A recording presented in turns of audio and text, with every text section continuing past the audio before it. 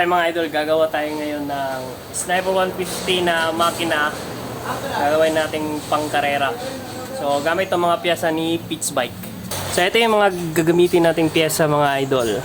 So yung gagawin nga pala natin is super stock lang ng 57mm na makina. So yung makina na to is nakuha lang natin sa kaibigan nating si Jig Busano.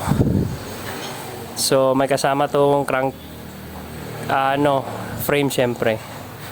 Buong motor to mga idol. Meron lang mga kulang. Tulad nito, flywheel. Wala siyang flywheel. Tsaka wala din cover dito sa gilid. So bibila na lang natin. So ito yung gagamitin nating block mga idol. Sniper 150 57mm. So stock lang siya size by Pitts Bike. So steel bore lang siya mga idol. Steel lang yung gagamitin natin. So yan na yung piston niya. Siguro sa piston profile babaguhin lang natin, depende sa compression ratio na ilalagay natin. Yung lining natin is siyempre Pitts Bike. Yung ECU na gagamitin naman is Tech 2 Sniper V1. And yung cam bearing natin, ito Sniper 150 Pitts Bike din mga idol. Yung connecting rod na gagamitin natin, siyempre yung Pitts Bike Diamond MX V2. And yung crankshaft bearing naman natin mga idol is Pitts Bike. So idol ako ng idol, diba? Do yung nasanayan natin. So balik na ulit tayo sa paggagawa ng video. Medyo concentrate na tayo sa paggawa ng motor mga idol. Mga do. Yung total body naman natin is Pitts Bike 34mm. So may total body na tayo. Camshaft natin siyempre Pitts Bike din. And kung may kailangan ulitin, i-re-regale na lang natin or baguhin. Injector 200cc. Pero tingin ko sobra. Pero try ko muna. Tsaka itong tensioner Pitts Bike. Ito lining tsaka clutch spring. So dalawa na yung lining natin mga idol. Pang testing tsaka pang laro. And starter. Kasi lagyan na natin ng starter para may starter naman yung pagkarena nating makina dito sa Sniper 150. And ito namang isa, transmission. So mixing tayo mga idol. So Pitts Bike transmission, gear set. And syempre sa oil pump, Superb oil pump by Pitts Bike, CNC oil pump. Valve spring naman natin is V2 Diamond mga idol by Pitts Bike. And syempre TPS, kasi yung TPS na stock, napapansin namin na hindi siya, pag nagbago tayo ng total body like Pitts Bike, gumagana naman siya pero mas accurate siya dito sa Pitts Bike na TPS pag ginamit natin. So yun yung mga pyesa na gagamitin natin mga idol.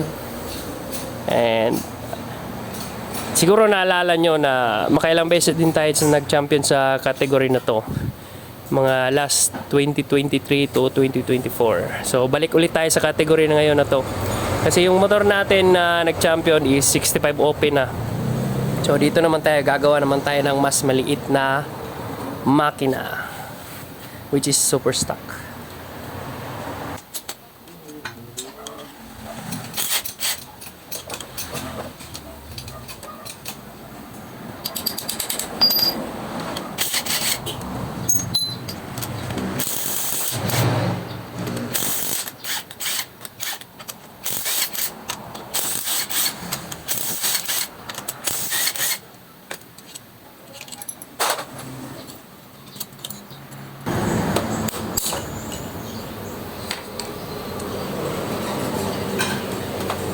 We're stuck in here.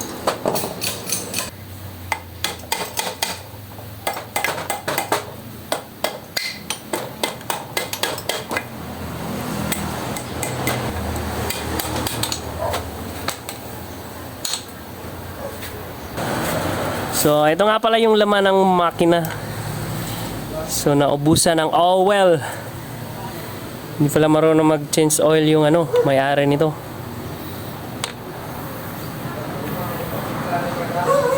Kumapit lahat. So, bali dalawang problema yung nag-create dito.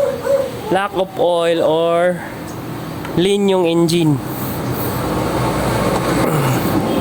So, di ko naman nakita na lean. Wala namang ash gray na kulay yung mga valvula tsaka yung spark plug. So, possibility talaga is oil. Lack of oil. So, sa lacking of oil, yung mga dahilan naman is yung mga butas baka nabaraan, filter mo luma or wasak, or yung linya ng mga oil passage mo may bara.